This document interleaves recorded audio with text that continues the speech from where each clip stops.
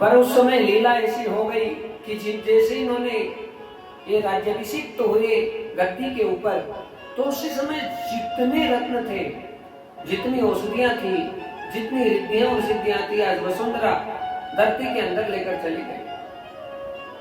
इस बात का सीधा सीधा मतलब है भक्तजनों, जैसे जैसे पाप बढ़ेगा वैसे वैसे धरती माता अपना प्रलय दिखाए बिना नहीं रह सकती है।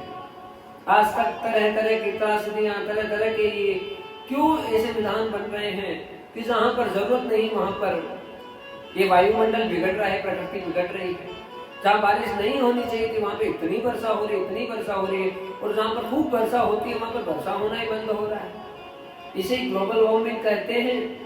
अब प्रकृति जब बिगड़ती है तो फिर उसके बाद में फिर कुछ भी अच्छा नहीं रह सकता जीवन में। और प्रकृति को बिगाड़ने का श्रेय मानव के अलावा किसी को नहीं हो सकता है।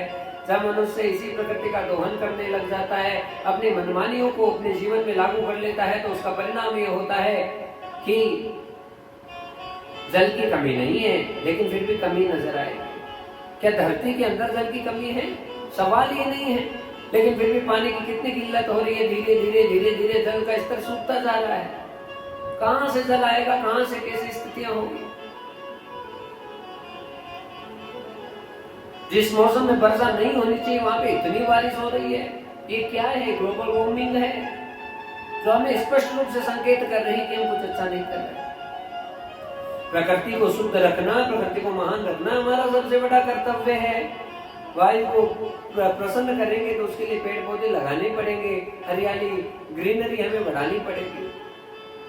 और जब वायु पवित्र होगी तो सब चीजें अच्छी होगी। पेड़ पौधों से सारी चीजें जुड़ी हुई है। पेड़ पौधे जितने होंगे उतनी बारिश बढ़ जाएगी। हाँ, नदियों का जो जल है वो पवित्र पावन पुनीत हो जाएगा।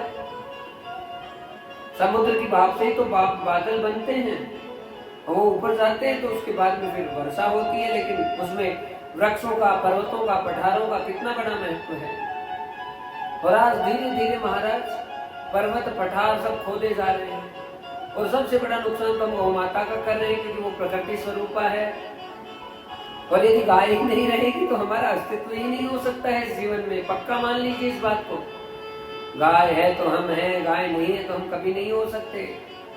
क्या इस पूरे संसार में इस गौ माता की सबसे बड़ी महिमा है, जो कभी पशु नहीं हो सकती। जो हम मान लेते हैं किसी से दूसरे पशु हैं उस हिसाब से गाय होगी, नहीं। हमारी हिंदू वेद लक्षणा गौ माता हमें साक्षात बस पुत्र का आभास कराती है, और यही आभास कराती है कि वो जगजननी है, वो जगदम्बा है, वो भगवती है।